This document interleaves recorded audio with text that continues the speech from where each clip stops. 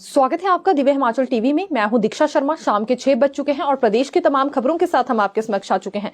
कई latest updates आज इस बुलेटिन में हम आपके साथ साझा करने वाले हैं, विशेष तौर से क्योंकि देखिए बर्फबारी के बाद किस तरह की परिस्थितियां पूरे हिमाचल प्रदेश में बनी है।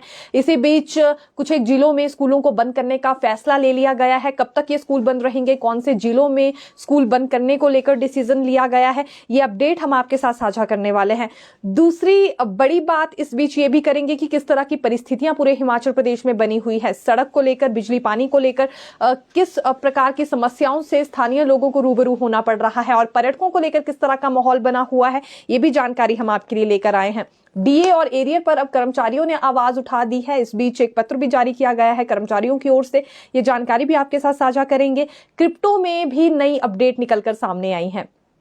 देखिए, क्रिप्टो घोटाले में एसआईटी टीम की ओर से एक और नया कदम उठाया जाएगा। क्या कुछ ये कदम रहने वाला है, कितनी ज्यादा गिरफ्तारियां अभी इसमें हो चुकी है, तमाम जानकारियां हम आपके लिए लेकर आए हैं। लेकिन शुरुआत मौसम से ही करना चाहेंगे क्योंकि आज पूरा दिन बारिश बर्फबारी का दौर रहा। कुछ ऐसे क्षेत्र थे जहां पर मूसलाधार बारिश हुई है, तो शिमला और शिमला के साथ लगते क्षेत्रों में बर्फबारी का सिलसिला जारी रहा। जोरदार बर्फबारी हुई। लाहौल स्पीति और कुल्लू मनाली की जानकारी दे तो खैर वहां पर देखिए पहले से ही ऐसा माहौल बना हुआ है। पिछले 3 दिनों से लाहौल स्पीति में, किन्नौर में, कुल्लू में या फिर अटल टनल के आसपास के क्षेत्रों की बात करें, वहां पर जोरदार बर्फबारी हो रही थी, जिस वजह से पर्यटकों की तादाद वहां पर बढ़ गई थी। लेकिन शिमला में काफी खाली सा महसूस हो रहा था। आज यहां पर भी पर्यटकों की कमी पूरी हुई है। शिमला सिटी में आज सुबह से ही जोरदार बर्फबारी देखने के लिए मिली और अभी भी देखिए हल्की बर्फबारी का सिलसिला जारी है। बीच बीच में हल्की बूंदाबांदी भी बारिश की होती रही, लेकिन पर्यटकों के चेहरे उस वक्त खिल गए जब रिज मैदान पर जोरदार बर्फबारी होने लगी। रील्स बनाने का सिलसिला वहां पर शुरू हो गया। पर्यटकों की ओर से सेल्फी लेने के लिए वहां पर छोटे बच्चे, बड़े, बुजुर्ग सभी पहुंच गए थे। तो एक खुशनुमा माहौल आज हमें रिज मैदान पर भी देखने के लिए मिला क्योंकि इस दिन का इंतजार क्रिसमस और न्यू ईयर से लेकर यहां पर्यटकों में और स्थानीय लोगों में बना हुआ था कि आखिरकार शिमला सिटी में कब स्नोफॉल होगा। तो कहना चाहेंगे एक तरह से कि सीजन की पहली बर्फबारी शिमला सिटी में हुई है।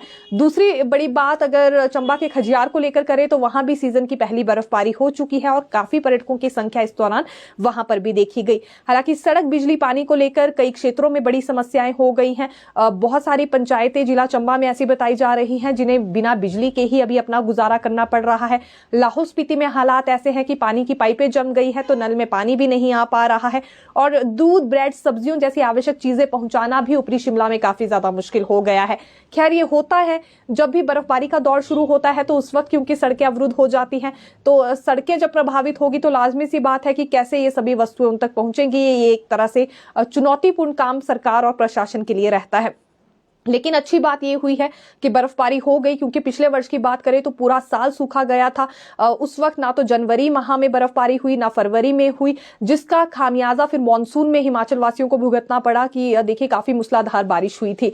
तो ये मौसम विज्ञान केंद्र की ओर से भी कहा जाता है कि अगर बर्फबारी हो जाए और अच्छी बर्फ पड़ जाए तो फिर मूसलाधार बारिश होने का उतना ज्यादा खतरा मानसून में नहीं रहता है। एक तरह से नुकसान से फिर हम बच सकते हैं, जो कि हिमाचल प्रदेश में बीते वर्ष काफी ज्यादा हो गया था। तो देखिए, ये तो हालात रहे बारिश बर्फबारी को लेकर और पर्यटकों के माहौल को लेकर हमने आपको जानकारी दी। लेकिन इस बीच 6 नेशनल हाईवेज, 241 सड़कें और 700 ट्रांसफार्मर भी ठप बताए जा रहे हैं। ये शिमला और शिमला से ऊपरी क्षेत्रों के हालात हैं जहां पर लगभग 700 के करीब ट्रांसफार्मर्स ठप हैं और लिंक रोड्स भी बहुत सारे ऐसे हैं जो कि प्रभावित हो गए हैं। सबसे ज्यादा सड़कें 140 के करीब लाहौल स्पीति में बंद बताई जा रही है। किन्नौर में 20 सड़कें पूरी तरह से अवरुद्ध है जो कि अभी तक नहीं खुल पाई है, बर्फ उन पर जम गई है और लगातार वहां पर अभी भी बर्फबारी का सिलसिला क्योंकि जारी है।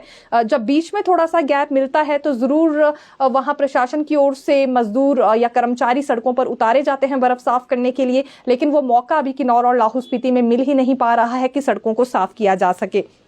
कुल्लू में 11 सड़कें बंद हैं, मंडी में 14 है, शिमला में भी 13 सड़कें लगभग अभी तक बंद बताई जा रही हैं। अटल टनल के साउथ पोर्टल में 5 फीट से ज्यादा बर्फबारी हो गई थी, जिस वजह से लाहौल स्पीति का संपर्क देश और दुनिया से फिलहाल कट गया है और वहां पर जो पर्यटक पहुंचे थे उन्हें भी अभी होटल्स में ही ठहरने की सलाह प्रशासन की ओर से दी गई है। हालांकि क्योंकि ये मन जरूर पर्यटकों का होता है कि वो ट्रैकिंग करे, बाहर जाएं, फोटोज ले, लेकिन खतरे से खाली नहीं होगा लाहौल स्पीति और किन्नौर जैसे क्षेत्र में इस वक्त होटल से बाहर निकलना। सर्दी काफी ज्यादा है और सड़कें भी पूरी तरह से बंद है और जोरदार बर्फबारी अभी वहां पर हो रही है, तो जान पर भी किसी की बन आ सकती है। भारी बर्फबारी के कारण धोबी कटराई से आगे मनाली की तरफ कोई भी वाहन नहीं छोड़ा जा रहा है और शहरों की अगर हालात बताएं तो नालियों की उचित निकासी ना होने की वजह से लोगों को बहुत सारी दिक्कतें आ रही है, चलना तक बहुत मुश्किल लोगों के लिए हो गया है। ये नेशनल हाईवेज और बाकी की सड़कों से जुड़ी और ट्रांसफार्मर से जुड़ी जानकारी हम आपके लिए लेकर आए थे, लेकिन क्या आप जानते हैं बहुत सारी बसेस भी इस दौरान फंसी हुई हैं। निगम की 50% बसेस सड़कों पर फंसी हुई हैं और ये सबसे बुरा हाल इस वक्त खड़ा पत्थर में है, जहां पर लगभग 50 बसें फंसी हुई बताई जा रही है। तारा देवी डिपो की 90% रूट ठप हो गए हैं और ये होना ही था। ये रूट्स इसलिए ठप हुए क्योंकि 50% बसें तो वैसे ही सड़कों पर अभी फंसी हुई हैं, जिन्हें नहीं निकाला जा सकता है क्योंकि बर्फबारी लगातार सुबह से लेकर जारी है। लेकिन इस बीच अच्छी बात यह है कि होटल्स में बुकिंग बढ़ गई है। 40% बुकिंग एडवांस में ही पर्यटकों की ओर से करवा दी गई है, क्योंकि ये तो पिछले कल भी मौसम विज्ञान केंद्र ने कहा था कि जो पिछले कल बर्फबारी हुई है या आज हुई है, अगले 1 महीने तक उसका लुत्फ ये टूरिस्ट उठा सकते हैं। हालांकि अभी शिमला सिटी में इतनी ज्यादा स्नोफॉल नहीं हुई है, लेकिन ऊपरी क्षेत्रों में काफी बर्फबारी दर्ज कर ली गई है, तो अभी इतनी जल्दी नहीं पिघलेगी। 1 महीने तक भी उसका लुत्फ ये पर्यटक उठा सकते हैं। इसलिए अब लगातार यहां पर पर्यटकों की ओर से बुकिंग करवाई जा रही है ताकि वो मनोरंजन उठा सके, बर्फ के बीच यहां आकर अपनी फोटोज खिंचवा सके, तमाम चीजों को लेकर, क्योंकि घूमने के लिए ये हिमाचल प्रदेश में आते हैं। कुल्लू से मनाली की तरफ जाने वाली बस सेवाएं भी प्रभावित है और अटल टनल रोहतांग होकर मनाली केलांग नेशनल हाईवे सहित कई सड़कें अभी बाधित बताई जा रही हैं। लाहौल का संपर्क कुल्लू जिला से भी कट गया है। यूं तो लाहौल स्पीति का, जैसा कि हमने कहा, पूरे देश दुनिया से ही अभी संपर्क कट गया है क्योंकि स्नोफॉल इतना ज्यादा वहां पर हो गया है और गाड़ियों को भी आगे नहीं जाने दिया जा रहा है। लेकिन कुल्लू से फिर भी एक हल्के से संपर्क की उम्मीद वहां के वासियों को जरूर रहती है। फिलहाल ये संपर्क भी अभी कट चुका है। हालात कुछ इस तरह के हिमाचल प्रदेश में बने हुए हैं। 5 फरवरी तक अभी मौसम का यही परिवर्तन देखने के लिए मिलेगा। दरअसल मौसम विज्ञान केंद्र की ओर से ये भी क्योंकि प्रेडिक्शन जारी की गई है कि जो पश्चिमी विक्षोभ है वो 5 फरवरी के बाद ही अभी कमजोर पड़ेगा। उससे पहले बारिश बर्फबारी लगातार होती रहेगी, इस तरह के आसार जताए गए हैं। येलो और ऑरेंज अलर्ट जारी किया गया है बारिश बर्फबारी को लेकर हिमाचल प्रदेश में। तो ये तो रहा मौसम का हाल। अब अगली खबर की ओर चलना चाहेंगे और अगली जानकारी हम केंद्रीय बजट से जुड़ी लेकर आए हैं, क्योंकि देखिए केंद्र सरकार का अंतरिम बजट था और क्या कुछ इसमें बड़ी अनाउंसमेंट हुई है, शॉर्टकट में आपको एक बारी बता देते हैं। सबसे बड़ी बात यह है कि केंद्र के बजट में छत पर सौर ऊर्जा प्रणाली लगाने वाले 1 करोड़ परिवारों को 300 यूनिट मुफ्त बिजली उपलब्ध करवाई जाएगी। ये आज बात सामने आई है। केंद्रीय वित्त मंत्री निर्मला सीतारमण ने कहा कि ये योजना अयोध्या में राम मंदिर के प्राण प्रतिष्ठा के ऐतिहासिक दिन प्रधानमंत्री के लिए गए संकल्प के अनुसरण में ली गई है। इसके अलावा आंगनबाड़ी और आशा वर्कर्स के लिए एक अच्छी जानकारी निकलकर सामने आई है। दरअसल आंगनबाड़ी और आशा वर्कर को स्वास्थ्य बीमा योजना और आयुष्मान के दायरे में लाया जाएगा और सर्वाइकल कैंसर रोकने के लिए 9 से 14 साल तक की आयु की बच्चियों को टीकाकरण करने की भी अभियान यहां पर शुरू किया जाएगा। वित्त मंत्रालय ने अंतरिम बजट में इनकम टैक्स में कोई बदलाव न करने पर अपनी बात कही है और वंदे भारत की तर्ज पर 40,000 डिब्बों को बदलने की बात की गई है रेलवे में। हालांकि मुख्यमंत्री सुक्खू काफी ज्यादा निराश इस बजट के बाद नजर आ रहे हैं, क्योंकि सीएम सुक्खू की जब प्रतिक्रिया ली गई तो 3 बड़ी बातें उन्होंने कही। पहली बात तो उन्होंने यही सबसे पहले कहनी चाहिए है कि आयकर में छूट का इंतजार वो लोग कर रहे थे जो नौकरी पेशे से संबंधित है। तो ऐसे में पूरे देश भर में ही इस बात का असर उन लोगों पर पड़ने वाला है जो नौकरी पेशे से संबंधित है, क्योंकि आयकर में कोई भी छूट नहीं दी गई है। तो एक ये फैसला जो लिया गया है उन लोगों के हित में बिल्कुल नहीं है जो कि नौकरी पेशे से संबंधित है। दूसरी बड़ी बात इन्होंने रेलवे को लेकर कही कि रेलवे की बात जरूर की गई है और 40,000 डिब्बे को वंदे भारत की तर्ज पर भी बदला जाएगा, लेकिन इसका हिमाचल प्रदेश वासियों को तो कोई भी फायदा नहीं मिलने वाला है, यह भी मुख्यमंत्री ने साफ शब्दों में कहा। तीसरी बड़ी बात सीएम ने यह कही है कि विकास के लिए हरित ऊर्जा और सौर ऊर्जा की बात भी भले ही कही गई हो, लेकिन स्पष्ट रोड मैप इस केंद्र सरकार की बजट में इसे लेकर कहीं भी नजर नहीं आ रहा है। तो एक तरह से निराशाजनक ये केंद्रीय बजट रहा है। ये मुख्यमंत्री सुक्खू की ओर से आज 3 बड़ी स्टेटमेंट्स दी गई है केंद्र सरकार के अंतरिम बजट को लेकर। अगली खबर मिड डे मील से जुड़ी आपके लिए लेकर आए हैं। मिड डे मील में दरअसल जो महिलाएं कुक कम हेल्पर हैं उनके लिए अच्छी बात है कि अब मैटरनिटी लीव उन्हें मिल पाएगी। हालांकि फैसला पहले ले लिया गया था, लेकिन अब निर्देश भी दे दिए गए हैं। अब ये निर्देश जल्दी ही लागू होने वाले हैं। 180 दिन का मैटरनिटी अवकाश इन्हें मिल पाएगा और साथ ही मेहनताना भी मिलेगा, यानी कि घर में बैठकर ये रेस्ट कर सकती हैं और इन्हें 180 दिन तक आने की कोई आवश्यकता नहीं है काम पर। इस बीच का जो भी मानदेय इनका बनेगा वो भी इन्हें दे दिया जाएगा। लंबे लंबे समय से मिड डे मील वर्कर्स की ओर से ये मांग उठाई जा रही थी, अब जिस पर फैसला भी हो गया था और निर्देश भी जारी हो चुके हैं। दरअसल मैटरनिटी बेनिफिट एक्ट 1961 के अनुसार ये 180 दिन के लिए मेहनताना समेत छुट्टी का प्रावधान लागू कर दिया गया है। अभी अगर हम सरकारी स्कूलों की बात करें तो 21,000 के करीब ये महिला कुक कम हेल्पर हैं जो कि अपनी सेवाएं दे रही हैं। 21,000 तक की संख्या देखिए बहुत ज्यादा होती है, लेकिन इसमें कंडीशन ये लगाई गई है कि ऐसी महिला जिसके 2 बच्चे होंगे या 2 से अधिक बच्चे होंगे, उन्हें ये मैटरनिटी लीव नहीं मिलने वाली है। तो इस शर्त का भी यहाँ महिलाओं को बिल्कुल ध्यान रखना होगा। एक शिकायत इन महिलाओं की ओर से और की जाती है कि 12 महीने का सेशन होता है स्कूलों में, लेकिन इन्हें जो वेतन मिलती है वो 10 महीने की ही दी जाती है। तो जून और दिसंबर की सैलरी भी इन्हें दी जानी चाहिए। हालांकि इस मांग पर कोई गौर अभी तक हुआ नहीं है, लेकिन डिमांड इन्होंने जरूर रखी है। लेकिन जो एक प्रमुख मांग ये लंबे अरसे से रख रही थी वो मैटरनिटी लीव को लेकर थी। अब इन्हें भी बाकी महिला कर्मचारियों की तरह मैटरनिटी लीव मिलने वाली है 180 दिन के लिए। 5 से 6 घंटे की दरअसल ये सेवाएं देती हैं महिलाएं और पहली से 8वीं कक्षा के लिए मिड डे मील पकाती हैं। तो इस बीच बहुत सारी महिलाएं ऐसी थी जो गर्भवती होती थी और उस बीच भी उन्हें सेवाएं देने के लिए आना पड़ता था, या जब अवकाश ले भी लेती थी तो फिर उनकी वेतन कट जाया करती थी। तो अब ऐसी परिस्थितियों का सामना इन महिलाओं को नहीं करना पड़ेगा। निर्देश इनके लिए लागू हो गए हैं और 180 दिन का मैटरनिटी अवकाश अब उन सभी महिलाओं को मिलेगा मिड डे मील वर्कर्स में जो कि गर्भवती होंगी। नेता प्रतिपक्ष जयराम ठाकुर ने आज सरकार को भर्तियों पर घेरा है। पहली बात तो उन्होंने ये कही कि JOAIT पोस्ट कोड 817 पर सुप्रीम कोर्ट ने अपना डिसीजन सुना दिया है कि इनका रिजल्ट घोषित किया जाए। उसके बावजूद भी वर्तमान सरकार रिजल्ट घोषित नहीं कर रही है। 5 लाख नौकरियां देने का वायदा वर्तमान सरकार ने किया था, लेकिन एक भी नौकरी नहीं दी गई है और मुख्यमंत्री सुक्खू ये दावा करते हैं कि 21,000 नौकरियां दे दी गई हैं। तो नेता प्रतिपक्ष जयराम ठाकुर ने इस पर सवाल ये उठाया है कि जो 21,000 नौकरियां देने की बात हो रही है वो कब दी गई, किसे दी गई, इसकी कोई भी खबर नहीं है। ऐसे में केवल लोगों को ठगने का काम वर्तमान सरकार कर रही है। ये आज नेता प्रतिपक्ष जयराम ठाकुर की ओर से बड़े आरोप लगाए गए हैं नौकरियां ना देने पर युवाओं को। हालांकि एक बात वो और कह गए कि अब तो कांग्रेस के ही विधायक मुख्यमंत्री के खिलाफ हो गए हैं और वो भी यही सवाल कर रहे हैं कि आखिरकार कब युवाओं को नौकरियां दी जाएंगी। आज प्रेस वार्ता, क्योंकि यहाँ नेता प्रतिपक्ष और पूर्व में जो मुख्यमंत्री रह चुके हैं जयराम ठाकुर, इनकी ओर से बुलाई गई थी और इसमें इन्होंने तमाम बातों को लेकर टिप्पणियां की है वर्तमान सरकार पर। दूसरी सबसे बड़ी बात इन्होंने दृष्टिहीन संघ को लेकर कही कि ये एक ऐसा संगठन है जिन्हें दिखाई नहीं देता और नौकरी की आस लेकर जब ये मुख्यमंत्री से मिलने गए तो सचिवालय के बाहर इनके साथ दुर्व्यवहार किया गया, इनके कपड़े फाड़े गए। कुछ ऐसे भी इसमें युवक थे जिनके पैसे तक गुम हो गए, लेकिन उसके बावजूद भी मुख्यमंत्री ने इनके लिए अभी तक कोई कदम नहीं उठाया है। केवल दुर्व्यवहार इनके साथ किया जा रहा है। इस पर भी विपक्ष की ओर से सवाल उठाए जा रहे हैं। दृष्टिहीन संघ की ओर से जो प्रदर्शन किया गया था वो काफी ज्यादा सुर्खियों में है और सुर्खियों में इसलिए है क्योंकि ऐसी ही कुछ एक स्टेटमेंट्स यहां पर इस संगठन की ओर से सचिवालय के बाहर दी गई हैं। इन्होंने स्टेटमेंट्स दी और विपक्ष ने फिर अब यही मुद्दा भुनाना शुरू कर दिया है कि यहां उस वर्ग की भी नहीं सुनी जा रही है जो कि पहले से ही इतना ज्यादा पीड़ित है।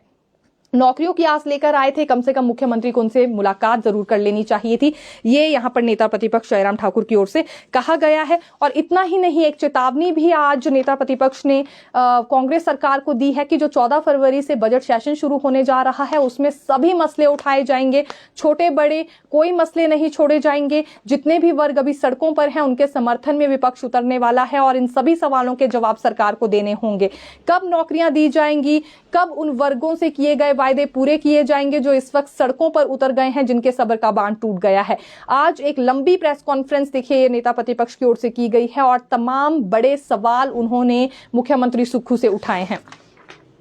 एसएमसी पर भी बात करना चाहेंगे क्योंकि एसएमसी शिक्षकों का अभी भी क्रमिक अनशन जारी है। ये आज 5वां दिन था और ऐसी कपकपाती ठंड, कड़ाके की ठंड जब हिमाचल प्रदेश में पड़ रही है, इस बीच भी इनका अनशन जारी रहा। लेकिन सबसे ज्यादा हैरत अंगेज बात यह है कि उपायुक्त कार्यालय के बाहर बर्फबारी के बीच ये बैठे रहे। अब इनका यही कहना है जब तक रेगुलर पॉलिसी नहीं बन जाती ये नहीं उठेंगे और 8 फरवरी से ये कक्षाओं का बहिष्कार भी करने वाले हैं। दुर्गम क्षेत्रों में एसएमसी सबसे ज्यादा सेवाएं दे रहे हैं, अपने विषय के साथ दूसरा विषय भी पढ़ा लेते लेते हैं। अगर ये सभी सड़कों पर उतर जाएंगे, कक्षाओं का बहिष्कार करेंगे, तो दुर्गम क्षेत्रों में फिर छात्रों को कौन पढ़ाएगा? उनकी पढ़ाई तो वंचित होगी, अपनी पढ़ाई से उन्हें वंचित रहना पड़ेगा। तमाम परेशानियां दुर्गम क्षेत्र के छात्रों को भी आने वाली है और एसएमसी शिक्षकों का ये कहना है कि जब तक रेगुलर पॉलिसी नहीं बनेगी ये अपना अनशन खत्म नहीं करेंगे। देखिए, आज सुबह से लेकर शाम तक शिमला सिटी में भी बर्फबारी का सिलसिला जारी रहा। इसी बर्फबारी के बीच इनका अनशन भी जारी रहा और ऐसे में इन्होंने चेतावनी सरकार को ये दे दी है कि उग्र आंदोलन अब आने वाले समय में इन्हें करना पड़ेगा। सरकार इन्हें मजबूर कर रही है क्योंकि अभी भी कोई हलचल इनकी रेगुलर पॉलिसी को लेकर सचिवालय में नजर नहीं आ रही है। तो ऐसे में अब ठोस कदम सरकार कोई उठाती है या नहीं देखना होगा। कैबिनेट सब कमेटी यहां मुख्यमंत्री सुक्खू की ओर से जरूर बनाई गई है, लेकिन कैबिनेट सब कमेटी में अभी तक एक भी बैठक नहीं हो पाई है। तो इनकी पॉलिसी का प्रारूप कब तैयार होगा, कैसे तैयार होगा, जब कैबिनेट सब कमेटी भी इसमें कोई दिलचस्पी नहीं दिखा रही है? ये शिकायत यहां पर एसएमसी की ओर से की जा रही है। 2555 के करीब इनकी संख्या है और अब ये रुकने वाले नहीं है। आने वाले दिनों में और बड़ी रणनीति तैयार करेंगे, ये चेतावनी इन्होंने दे दी है। देखिए, हिमाचल प्रदेश उच्च शिक्षा विभाग की ओर से लाइब्रेरियन पदों को लेकर डाटा मांगा गया है। लाइब्रेरियन और असिस्टेंट लाइब्रेरियन के खाली पदों को लेकर डाटा मांगा गया है कॉलेजेस के प्रिंसिपल से और 2 दिन के भीतर कॉलेज के प्रिंसिपल को ये डाटा उच्च शिक्षा विभाग को भेजना होगा। इसमें डाटा ये मांगा गया है कि कितने पद स्वीकृत हैं, कितने खाली चल रहे हैं और इसके अलावा पूरा परफॉर्मा भेजना होगा और वेबसाइट पर भी डालना होगा। जल्दी इन पदों पर क्योंकि भर्तियां करवानी है विभाग को, लेकिन अभी तक डाटा ही नहीं पहुंच पाया है। इससे पहले भर्ती के लिए जो एक क्राइटेरिया तैयार किया गया था और जो पदों की संख्या यहां पर बताई गई थी विभाग की ओर से, वो मेल नहीं खा रही थी उन पदों की संख्या से जो कि प्रिंसिपल्स की ओर से डाटा सामने आया था। यही कारण है कि दोबारा से डाटा भेजने के लिए कॉलेज के प्रिंसिपल्स को कहा गया है। अब 2 दिन का इनके पास समय होगा। कितने पद खाली पड़े हैं, कितने भरे जाने हैं, इसकी जानकारी देनी होगी और वेबसाइट पर भी ये इंफॉर्मेशन अपलोड करने के लिए कॉलेज के प्रिंसिपल्स को कह दिया गया है। एचआरटीसी कर्मचारियों पर अब आना चाहेंगे क्योंकि देखिए, सचिवालय के कर्मचारी तो एरियर और डीए की मांग उठा ही रहे हैं। खैर, विभिन्न विभागों के कर्मचारी एरियर और डीए अपना मांग रहे हैं, लेकिन अब एचआरटीसी कर्मचारियों में उम्मीद इसलिए बन गई है क्योंकि जो पिछले कई वर्षों में नहीं हो पाया वो अब हो रहा है और इसका पूरा क्रेडिट इन्होंने उप मुख्यमंत्री मुकेश अग्निहोत्री को दिया है। पिछले 4 महीने से जो सैलरी और पेंशन मिल रही है एचआरटीसी कर्मचारियों को या सेवानिवृत्त कर्मचारियों को जो पेंशन आ रही है वो महीने की पहली तारीख को मिल रही है। तो जो कार्यरत कर्मचारी हैं उन्होंने आभार व्यक्त किया है कि ऐसा पिछले कई वर्षों में संभव नहीं हो पाया था, लेकिन अब जाके संभव हुआ है कि महीने की पहली तारीख को इन्हें सैलरी मिल रही हो। और सेवानिवृत्त कर्मचारियों का भी ये कहना है कि जो पेंशन इन्हें दी जा रही है वो महीने की पहली तारीख को मिल रही है। पहले 2-2 महीने तक, 3-3 महीने तक भी इन्हें अपने पेंशन का इंतजार करना पड़ता था।